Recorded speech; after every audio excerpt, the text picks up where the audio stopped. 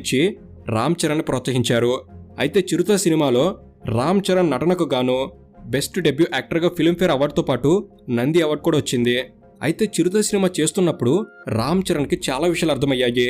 Cinema హీరోగా నటించడం అంటే అనుకున్నంత సులువైన వ్యవహారం కాదు అని అర్థమైంది. దాంతోపాటు చిరుత సినిమాకు దక్కిన ఆదరణ పూర్తిగా చిరంజీవి గారి వల్లే వచ్చింది.